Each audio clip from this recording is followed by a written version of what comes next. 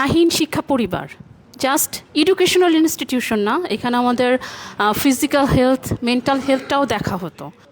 স্যারের আন্তরিকতা ওই যে ফার্স্টে যাচ্ছিল, এখনও তাই, সেই ফিলিংসটা যেটা ছিল আজকেও তাই, এবং ফ্রেন্ড সার্কেল যা আছে সবারও ওই ফিলিংসটা একই।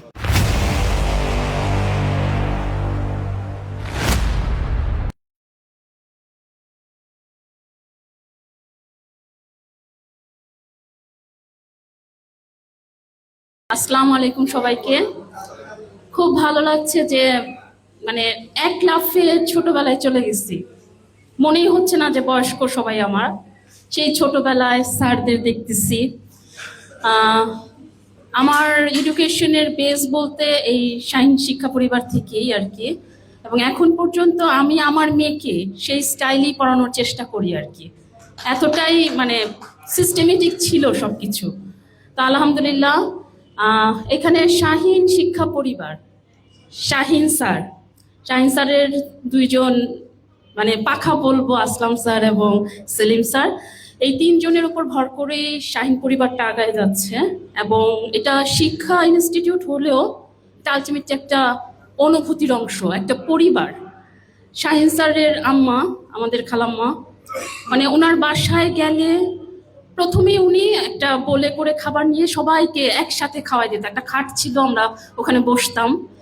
ইভেন এমনও ছিল যে কোনো স্টুডেন্টকে যদি একটু মানে বেশি শাস্তি দেওয়া হইতো, তখন খালাম্মা শাহীন স্যারকে বকা দিতেন আর কি। এবং এর জন্য স্যার অনেক সময় দেখা গেছে যে গার্জিয়ানদের কাছেও সরি জানাইছেন। এবং আরেকটা জিনিস খুব ছিল যে ওই যে একজন বলছে না যে যে বেশি আদর করে তারই শাসন করা সাজে। তো স্যার দেখা যেত অনেক সময় অনেক বেশি শাসন করে ফেলতো, পরে স্যারকে আর খুঁজে পাওয়া যেত না কোথায় স্যার। দেখা যায় তো সে তার অফিস রুমে লুকায় কাঁদছে, আমরা হয়তো জানি না, কিন্তু সে দরজা বন্ধ করে স্যার কাঁদছে। মানে এই জিনিসগুলো না আমাদের এখন পর্যন্ত, আমাদের এই যে বাচ্চাদের যে আমরা বড় করতেছি তখনই।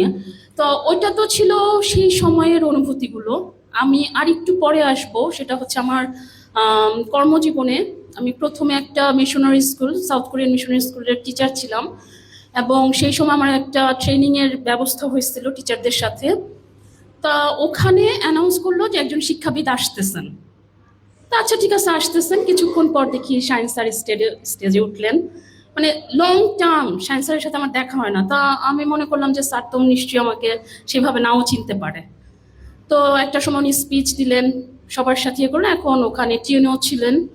তো বলা হলো যে যার যার কোশ্চেন আছে স্যারের সাথে এসে স্টেজে কথা বলেন। তো আমি যখন এগিয়ে যাচ্ছি, স্যার জাস্ট আমার দিকে তাকায় বলে, এই পান্থি না? আমি এমন হাউমাউ করে কান্না করে দিচ্ছি। মানে ওই সময়টা স্যার আমার মাথায় হাত রাখলেন। মনে হলো যে জীবনের স্ট্রাগল, এত কষ্ট, এত যুদ্ধের মধ্যে দিয়েও একটা মানুষের হাত। Thank you sir.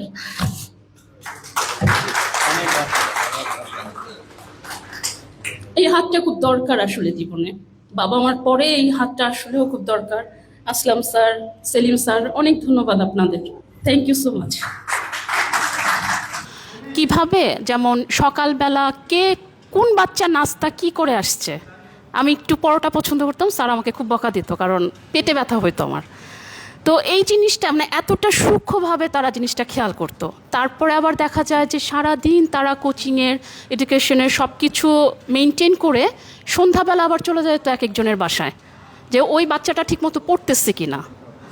তো এই জিনিসগুলো আসলে একটা সুখকর মেমোরিও যেমন, তেমন হচ্ছে আমাদের আগায় যাওয়ার জন্য অনেকখানি গাইড দিয়েছে।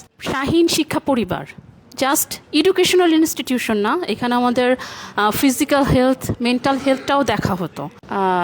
আম্মুই পড়তো, পড়ে তারপরে আমার উপর সব চাপাই দিত, কারণ আমি তো আপনার সামনে প্রেজেন্ট করব, ঠিক আছে।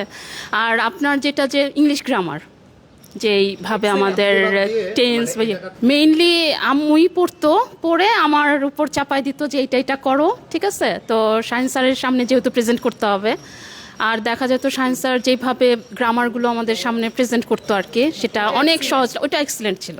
ওটা এখন পর্যন্ত আমরা যেভাবে গ্রামার শিখেছি, হ্যাঁ, আমাদের সময় ক্লাস 9-10-এর ছেলেমেয়েরাও ওভাবে গ্রামার পারতো না, আলহামদুলিল্লাহ। আমরা ক্লাস 6-এ যেভাবে গ্রামার পারতাম, আমাদের সময় 9-10-এর বাচ্চারাও পারতো না গ্রামার। এবং সেটা এখন আম্মু যেভাবে আমাকে পড়াইছে, আমি আমার মেয়েকে এখন সেইভাবে ক্লাস 5-এও, তা আমি ঠিক সেই ফর্মুলাগুলোই ওকে ওইভাবে পড়াইছে। এবং অঙ্কে এবার ওই যে বদমাস, বিতে ব্র্যাকেট, এতে এড, ডিতে ডিভাইড, ঠিক আছে, ওই জিনিসটা আমি এবার মেয়েটাকে শিখালাম এবং সে খুব খুশি।